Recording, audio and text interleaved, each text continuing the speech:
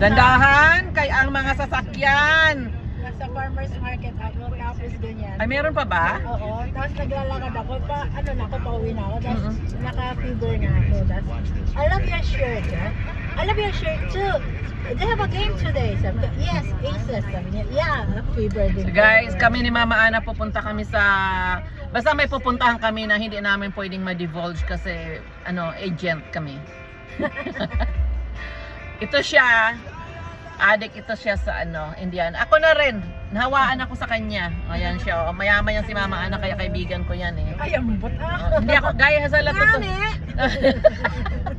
Guys, sa totoo lang hindi ako nagganap ng mga mahirap na kaibigan. Ang hinahanap ko yung mga mayaman. Kasi alam mo na, kahit hindi ako mayaman, pag sumabay ako sa kanila, kahit mukha pa akong maging katulong, mayaman na rin ako. Ay sus, Ginoo ko, ano pa ba? Ay, happy na ako. Sus, kagabi mama.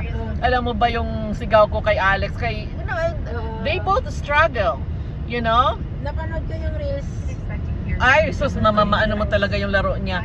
Ano siya, talaga, close, nung huli na, ay grabe talaga mga Pinoy talaga, mama, puno, full. Sold out, basta siya. Oo.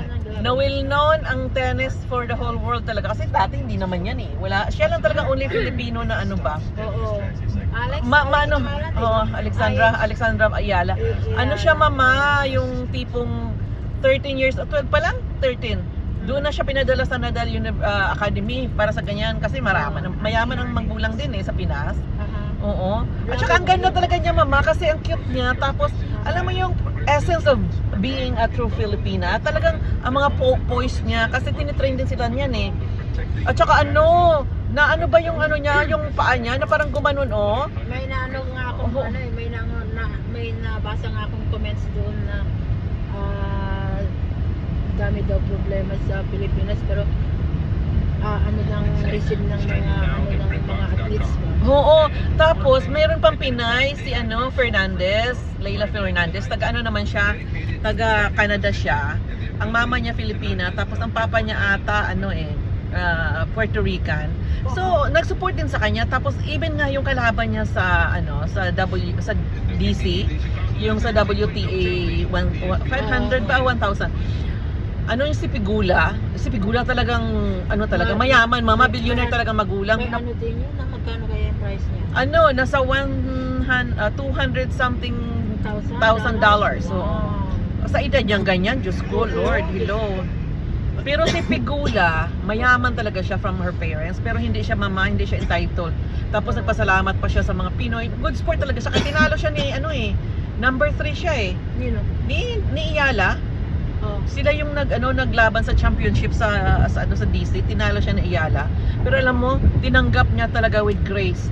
Ngayon, ang sabi niya, after daw noon, ang dami niya daw ng subscribers, followers ng mga Pinoy. Tapos nakalagay pa doon nga, ba siya kasi talaga mama tinanggap niya yung pagkatalo niya. Tapos pa siya sa mga Pinoy siya. Sabi niya Pinoy daw amazing, sabi niya grabe daw ang spirit daw pag nag-cheers. Pero merong tawag nito, merong isa na itong kalaban niya sa Monday. Ayaw niya na may nagsisigaw sa kanya. Mag-cheers. Sabi niya. Na-avoid mo ba yan? Kaya nga. Sabi naman, alam mo naman ng mga Pinoy. Ang sabi ng ang sabi naman ng Pinoy mama, sabi niya, kahit naman ng Pilipinas, kahit naman ng ibang lahi. Kaya nga, sabi niya, maglaro ka ng chess para wala tayo. Maglaro ng archery yun.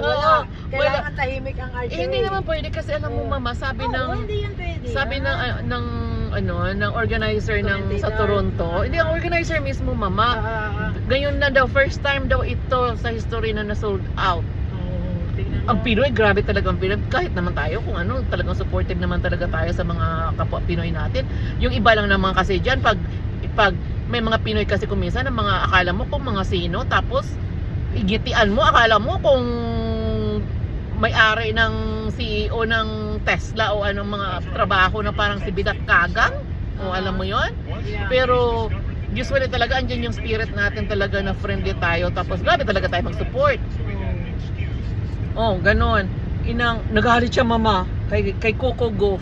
Si Coco Gauff naman, magaling din yan. Pero tawag nito, mag-slow down, kay may puti na sasakyan. Ayan no, ngayon. Guy, ako nito ano niya, co-pilot ni Mama Ana. Pag may puti na malayo, ay ambot, pulis. Pero maganda lang dito mama no. Guys, ang maganda lang dito sa Amerika, hindi ka talaga matakot sa pulis. At saka wala lang, ang babait nila. No, hindi katulad sa atin sa Pinas, anak ng pating, kahit nasa tama ka, kung gawan ka lang nila ng kalokohan, pirahan ka, pipirahan ka. Totoo naman, di ba? Real talk, hindi naman lahat ng pulis sa Pinas. Ang masasabi ko lang, na talagang meron, pero dito guy, wala. Super friendly sila. Hindi din pwede Bawal dito. ng suksok. Wala, baka nga, sampal ka pa eh. Sampalin. Wala na. Mas lalo kang, handcuff ka na. mas lalo kang ilagay sa Bartolina. Oo, maganda dito. Basta alam mo kung ano, basta sa tama ka, wala sila talaga. Tapos matulungin pa sila, tapos wala, laid back lang sila ba. Pero syempre, alam mo naman nga nag-overspeeding ka, alam na this, nga ni, di ba? August yung na-pull over ako. Oo. Real talk lang ba? Kung minsan kasi mga Pinay dito, guys, sa Amerika, mga may mga mayabang sa totoo lang. Pero yung iba naman kasi hindi, mababait naman. Maraming mababait. Pero yung iba talaga parang akala mo mga social climber, mga pretending na somebody nga, Diyos ko, anong rason mo pumunta ka sa Amerika para umahon sa kahirapan? Oh. Nakapunta lang, wala. Nakapunta lang, parang akala mo. Tsaka may mga plastic din, meron din. Pero hindi naman lahat naman ng mga gano'n naman eh. Lahat naman ng lahi may mga gano'n. Pero meron talaga kung minsan na, ay Diyos ko, kung minsan parang matatawa ka na lang ba? Kasi ito si Alex nung maliit pa mama, mahilig yan siya, di ba? Nalala mo. Kahit pumunta ng CR, maya may ano yan siya, may kasama ng babae. Kasi kinilala niya doon, Pilipina. Sabi niya, yeah, this is my mom. Mom, she's a Filipina. Kung saan mo na naman ito nakuha? Sa CR pala.